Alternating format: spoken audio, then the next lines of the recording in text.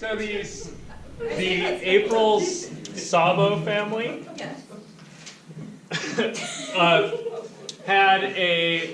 bought a house for 185K.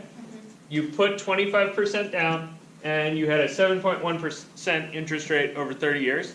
And you're interested in, if you made payments the whole time, what would the total payment amount be? So first, let's ballpark your current payment. So do you know your current payment? Yeah, so without taxes and insurance, it is $883. 883? Yeah. Okay. So Wait, we're gonna do the 185 times. yeah, so we're gonna million or whatever? use the formula, and we'll see if we get close to 883, and if we don't, then we'll sue April's bank. Or we'll panic, because maybe that means we don't understand annuities. But I think we'll get there. So, first things first. If they needed 185K and they put 25 down, how much do they actually need to borrow? 138.75. 138. 0.75. No. I got a point. Maybe $138,000? I'm hoping you took 0.75 times 185,000. Well, it takes out 46 grand. Which is 25% interest? 46, yeah, 46.25. Yeah, So should be. then I subtracted that, which would give me that 0.75. Oh, okay. So you're operating in thousands of dollars. Yeah. Okay, so 135,750. Is that what you guys are getting? Yep. Yeah. 138,750. Yes. Okay. Cool. So that's the total amount you borrowed. Where does that money live? Now. No. April bought her house. When did you buy your house? 2 years ago. 2 years ago. 2 years That ago. money lived 2 years ago.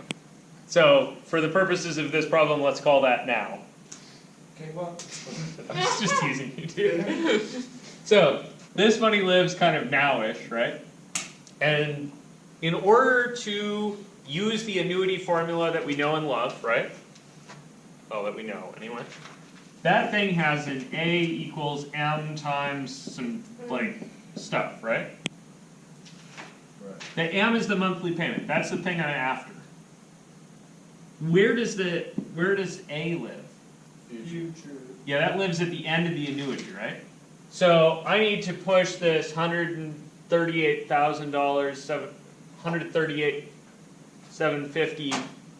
Oh my God, I can't say things. I can't speak things. $138,750. Needs to be pushed into the future. So in the future, that is worth $138,750 Time times 1 plus 0.071. 0.071 over 12 raised to the 360. 360. So would you do minus 2? Would you do 358 then? Oh, yeah, so if I was fiddling around trying to get this to match exactly the time frame here, I think I'd subtract 24 there. 24. But that would... Oh, yeah, because you multiply by... Okay, so, but how many times was the $138,000 compounded? That was for a full 30-year term, right? So that amount of money is going to get compounded 360 times, regardless of when I start. Does that make sense? So you don't want to do any subtracting here, even if you're trying to adjust things into the past. Because you'll end up compounding your loan fewer times than it needed to be compounded. Okay. So you don't put Yeah, so don't subtract anything from here. Okay. Okay, so this gives you a future value of what? Let's do it. I'm working on We're working on it. 1, 2, 8, 7,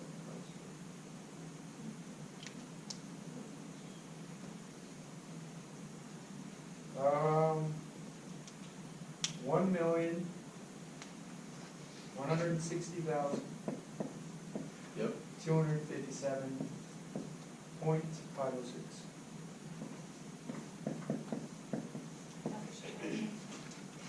Congratulations, you're a millionaire! You're paying $1 million. Oh shit, that counts against you, doesn't it? That's one of those debt things.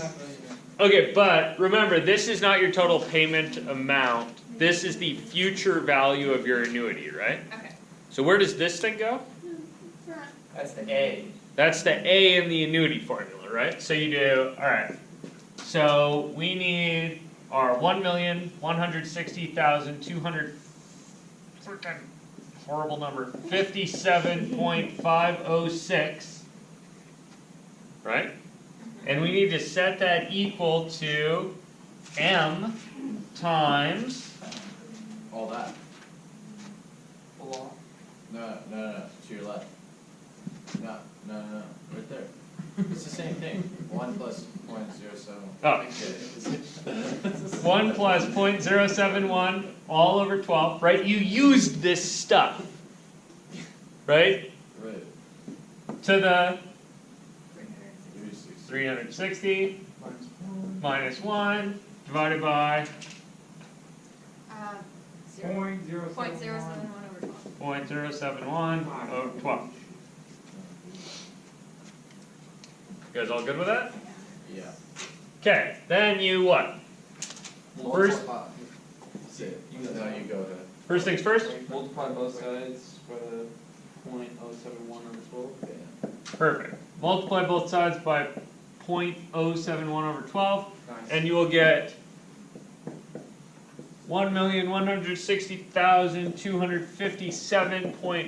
1,160,257.506 times 0.071 over 12 equals M times some giant garbage. 1 plus 0.071 over 12 raised to the 360 minus 1. And then on the left-hand side, someone? Left hand side is 6,860 for 0.85. Is this right? Alright, yeah, 0.85. 0.85 6911. 69. 6911 is approximately our monthly payment, and this garbage is It's 1244. say again? 1,244. Is that what it is? That seems awfully large. Oh, I did mine different than you. I keep forgetting that I do mine a different way. Okay. 7.3622 7.36 22 22 16 16 263. Second that. 3. Okay, this divided by that is M is $932.44.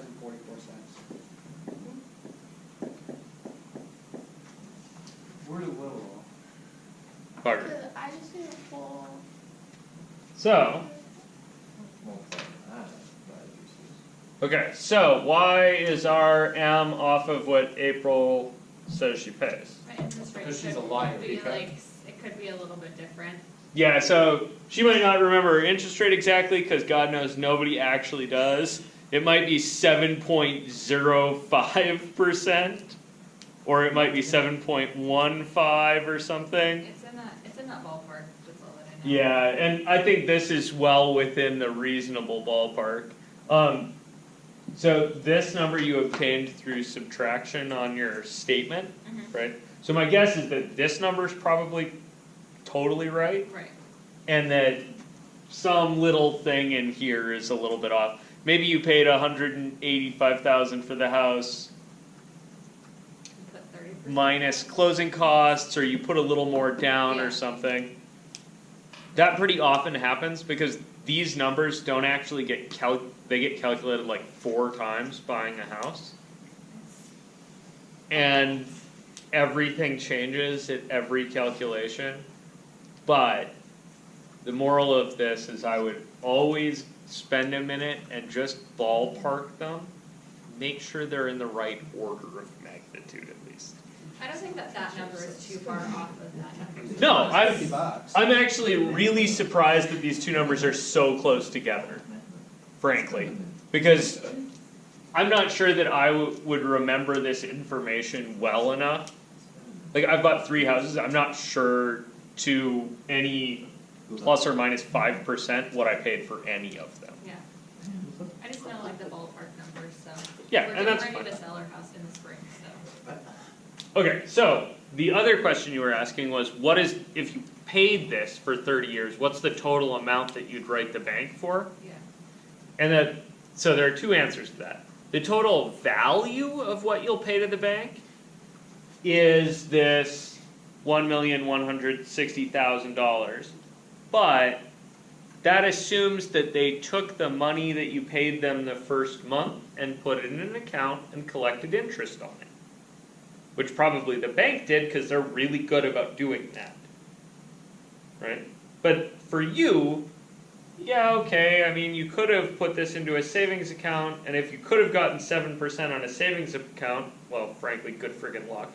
But if you had gotten 7% on a savings account, you could have this amount of money In 30 years.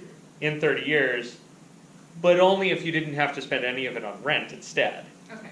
Right? So there's a like, well, you're spending this amount of money every month, but you would spend something on rent, and the rest of it you're going to get to sell this home at some point. Okay. Kind of makes sense on that? Yeah. Like, houses are one of the things that actually accrues wealth in American society. Cars are not. If you have the choice between making house payments and making car payments, making house payments is a lot better for your long-term wealth. Well, we are, I think, yeah, so this is gonna be part of like my math problem in the end, but we fixed it up pretty much. And so Yeah. we put 25,000 into it for fixing it up, and so the equity that we have in it would be a lot higher. So the end goal is to figure out how much. Yeah, so if you want to figure out how much money you've paid, right, you need to figure out not just the totals of the monthly dollars, right, but what your payoff amount is. And the way you figure out a payoff amount is you need to make a little annuity plus a cash sum Okay. equal to this amount in the future, which gets a little bit more complicated, but is kind of doable. Does that make sense? Like, in April's, like, payoff case here, right? The total future value of what she pays in is gonna be like, well, it's 932.44 compounded. That was fun. Compounded for a while, right? So you're planning on selling soonish, Yeah, in the spring, and you've owned this house for 2 years? almost 2 years. Okay, so maybe by the time you sell, it'll be 30 months, Yeah, give or take. So her first payment's gonna get compounded 30 times, right? Because it's been in there for 30 months. Her second payment is gonna get compounded 29 times, and kind of so on, right? so, okay. You guys see Let's this? do what we were doing. And then there's also a, plus her last payment that didn't get compounded at all, and then plus some cash, right? Will be kind of the total value that you have. And then you need to massage that to get it to equal this future value by pushing this whole thing into the future. Okay, It'll be a little while, but doable. You guys see that? I'm gonna have to come in and work with you on this. Yeah.